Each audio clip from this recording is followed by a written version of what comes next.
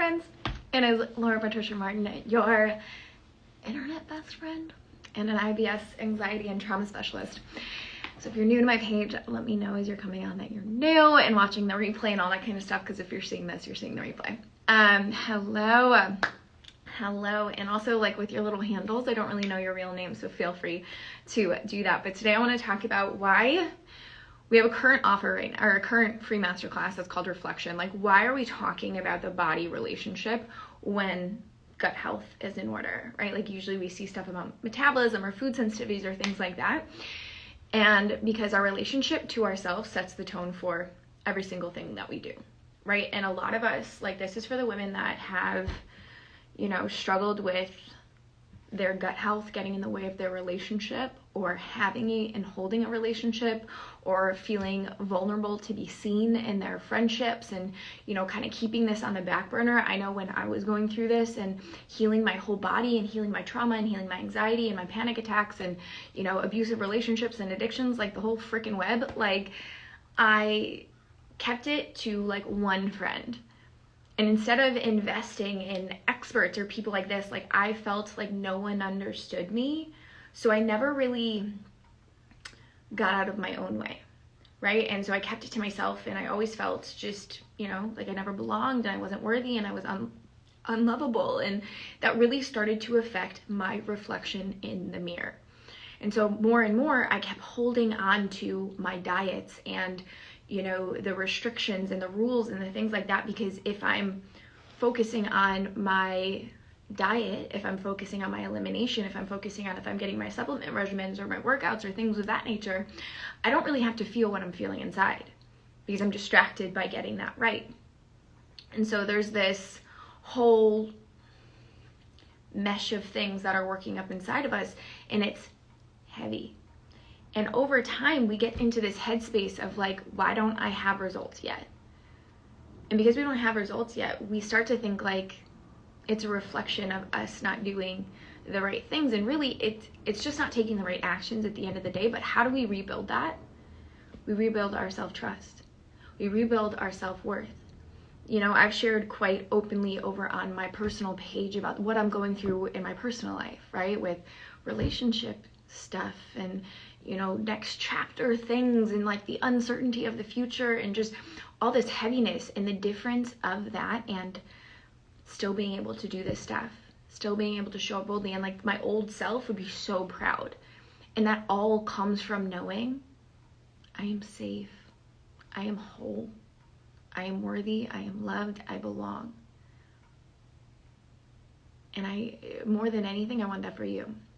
It is so common, and I hear this a lot when I'm talking to a lot of people in our one-to-ones, or when they're enrolling in, either masterminds or one-on-ones and things like that. And if you are interested in any high-level support or, mastermind mentorship, applications are open for that. So feel free to reach out, anything like that.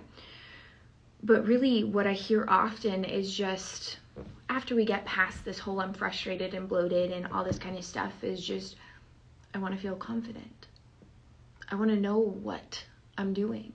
I want to have this voice again, right? Because over time, we've lost our voice. It's been taken, it's been given, it's been all these kind of things. And so it's my biggest wish for you is to reclaim that, is to reclaim ownership over the reflection in the mirror. To be able to work through I don't belong, to be able to work through I'm not worthy, to work through I'm not lovable, because none of that shit is true. And the science behind this, right? Like if you've been following our page for a while, is the whole gut-brain connection. If we are in a state of inflammation and a state of fight or flight, which is what's happening when we are struggling with anxiety and depression, which comes from a deep-seated thing of not belonging, our body also can't digest food. Our body can't assimilate the nutrients. And so, of course, we're outward thinking. We're thinking, okay, let me get my diet and my supplements right. But at the same time, nothing outside of us can make us feel worthy. And if we don't feel worthy or like we belong, then our body is stuck in the state of fight or flight. It doesn't matter how perfect your diet or supplement regime is. Just like it doesn't matter how perfect your relationship is, it will never actually give you that sense of belonging until you find that within yourself. And so I want to change the conversation around healing. Yes, we have things like Maven's Metabolism, and we talk about this kind of stuff. Yeah, right? And we talk about the nutrition side of stuff, but we cannot disregard this whole aspect of our relationship to self and being proud of what's in the mirror and taking ownership over that, even if we're frustrated with what she's doing. How do I feel like I belong right now? Hey, girly.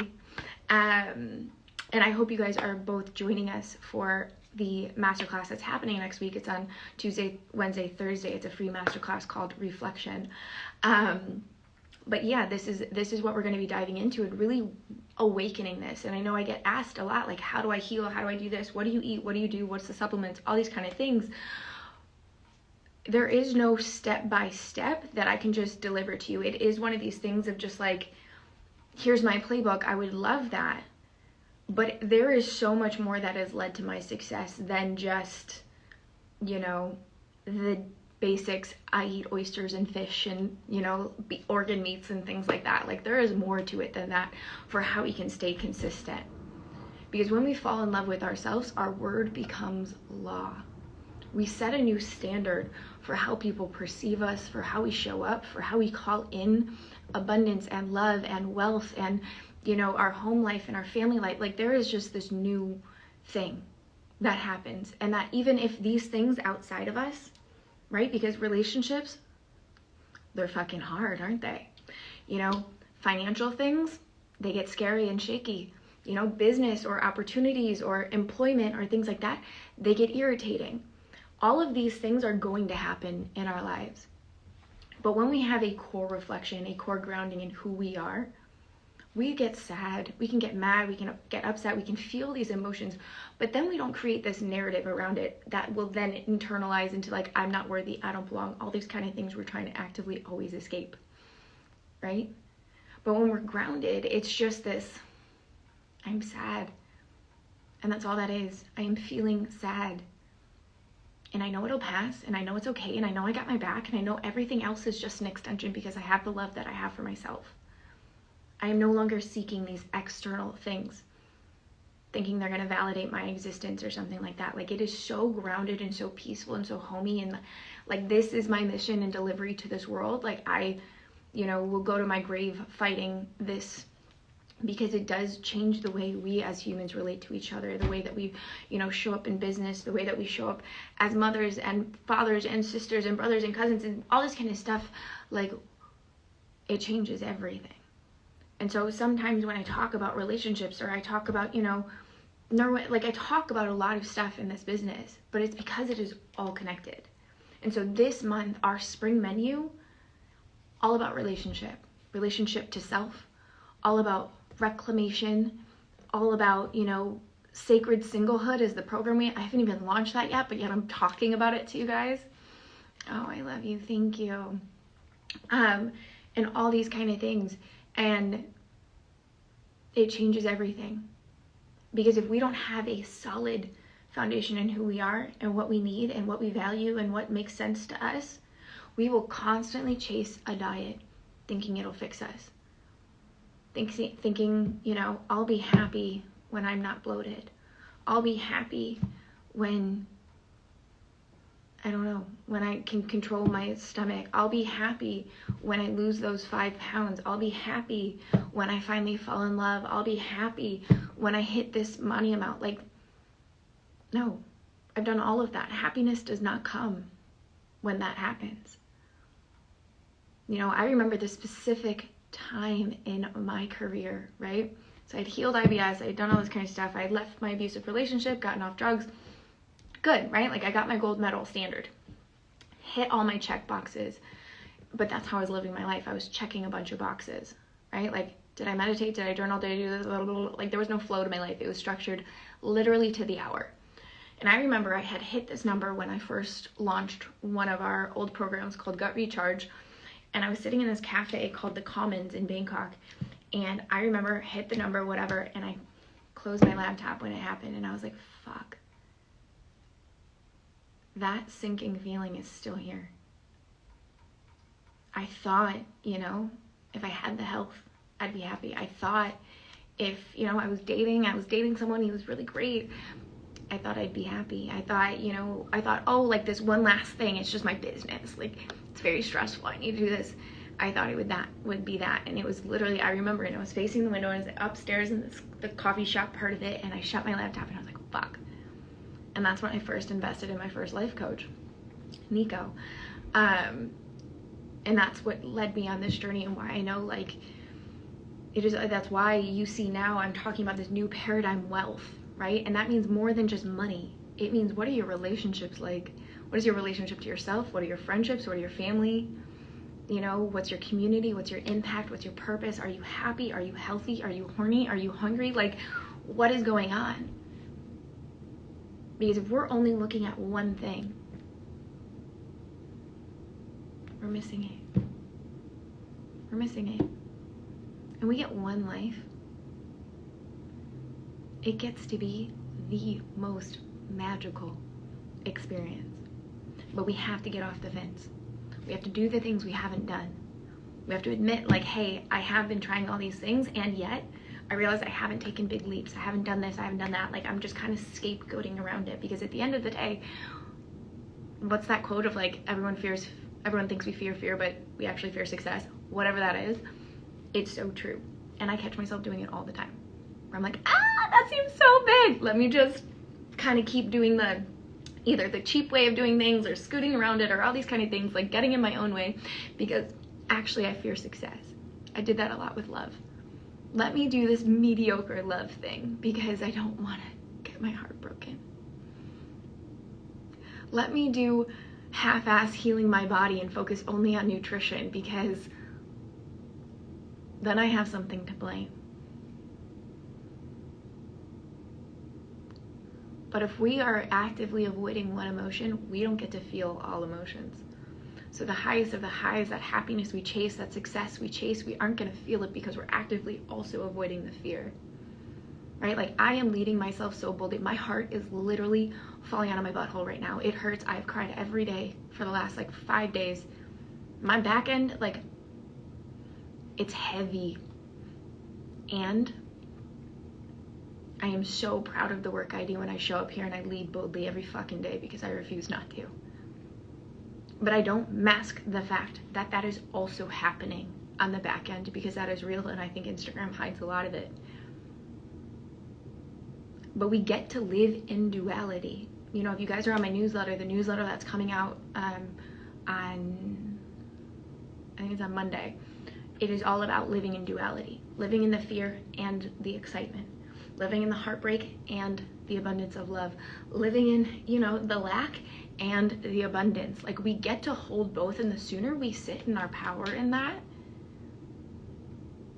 we get off the fence of life and we start doing magnificent things. Because if you're in my world, I know you have power. I know you crave it. I know it's inside of you. I know it's one of these things that kind of sits here and you're like, I could be doing better, and there's something there, but also I don't know. And all these kind of things go through your mind, because it doesn't matter what level of success you're at, you will always feel those things. It just starts to get easier to catch it. And you're like, oh, that's my inner critic coming. That's my, I'm not getting off the fence kind of moment. It still happens, and yet we lead ourselves through it. It's just the first few times of getting through that. The only way through is through dealing with CBD sucks, but you won't be able to heal if you aren't face the issues. Exactly. And so this is especially, big trauma and things like that. That's the thing, is we can't sit on the sidelines, right? And we let it be the excuse of I could let it be the excuse that I will never love because I witnessed one of the most horrible divorces that led my mom to addiction, and what led her to pass, ultimately lose her life.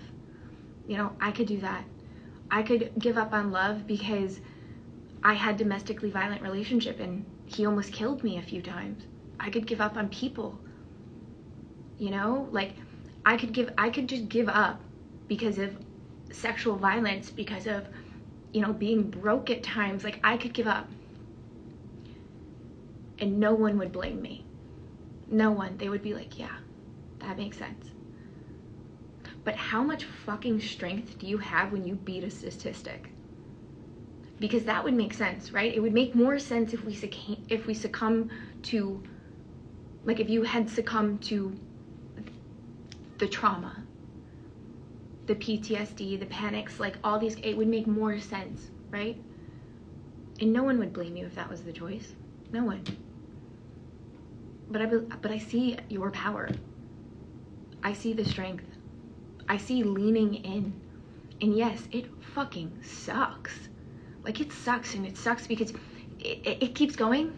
You know, like, there's different things there's that phrase, like, at every new level, there's new devils. Like, that is so true. But the relationship that you have with yourself is unshakable. And at these new levels, with these new devils, you sit there and you're like, I know you. I know you, and I am not afraid of you. But we sit in that in-between for far too long.